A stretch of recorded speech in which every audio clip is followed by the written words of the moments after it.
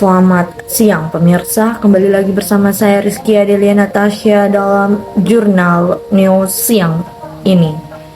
Di pertemuan kali ini dalam mata kuliah teknik reportase dan investigasi berita menjelaskan proposal mengenai isu-isu yang telah diangkat dari dua kelompok 1 dan kelompok 2 KPI 5D. Berikut laporan pembelajaran saya di minggu ini.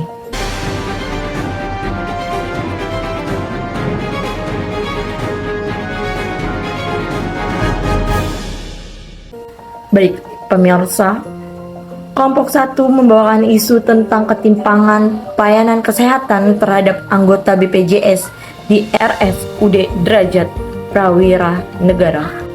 Menurut kelompok 1, peran teori ketimpangan sosial ini sangat relevan dalam konteks penelitian yang mencari pemahaman tentang ketimpangan pelayanan kesehatan di RSUD Derajat Prawira Negara karena dapat memberikan landasan konseptual yang mendalam terkait dengan aspek sosial dan ekonomi yang mungkin menjadi penyebab ketimpangan tersebut. Metode yang dilakukan oleh kelompok 1 menggunakan metode kualitatif karena penelitian akan melakukan wawancara dengan narasumber dan mengambil data-data yang digunakan untuk pembuatan karya dokumenter investigasi ini. Tujuannya agar mempermudah peneliti untuk membuat naskah dokumenter investigasi.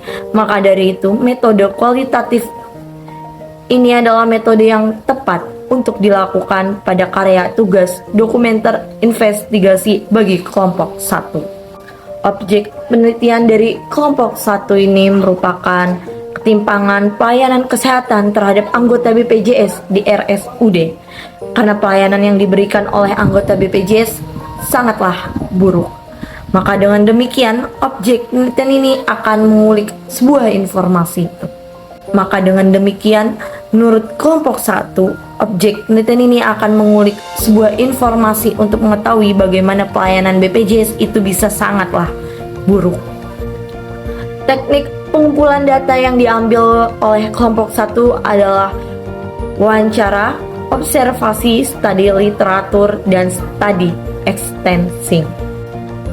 Ide dan konsep pancerita yang diambil oleh kelompok 1 berasal dari ketertarikan kelompok 1 pada situasi ketimpangan pelayanan yang terlihat sangat jelas perbedaannya antara pasien BPJS dengan pasien umum. Salah satu dari penulis pun pernah mengalami hal tersebut. Sudah banyak pula yang mengetahui di balik seluruh pelayanan di RSUD ada pasien BPJS yang merasa berbeda dalam penanganan dan pelayanan. Sinopsis yang diambil oleh kelompok 1, yaitu investigasi ini akan berusaha mengungkap segala hal yang telah terjadi terhadap ketimpangan pelayanan kesehatan terhadap anggota BPJS di RSUD. Segala kejadian yang diungkap dalam investigasi ini berdasarkan fakta-fakta objektif yang didapat dari hasil wawancara pasien, keluarga pasien, serta tenaga kerja yang ada di rumah sakit. Dalam kasus ini akan menjelaskan bagaimana ketimpangan itu bisa terjadi kepada pengguna BPJS. Itulah isi proposal yang dijelaskan oleh kelompok 1. Baik pemirsa, kita akan beralih ke isi proposal yang disampaikan oleh kelompok 2 mengenai bahaya keteraturan pemanis buatan atau siklamat pada minuman es teh. Proses praproduksi menurut kelompok 2, ide dan konsep ini berasal dari ketertarikan penulis pada film karya jurnalistik investigasi, di mana film tersebut menyajikan suatu fakta dengan situasi yang nyata dan referensi film sirup manis di bibir hancur di badan produksi dari Liputan 6. Jadi dalam pembuatan film jurnalistik investigasi ini mengangkat bahaya dari natrium siklamat yang merupakan salah satu jenis pemanis buatan yang memiliki tingkat kemanisan yang kurang lebih 30 kali daripada sukrosa.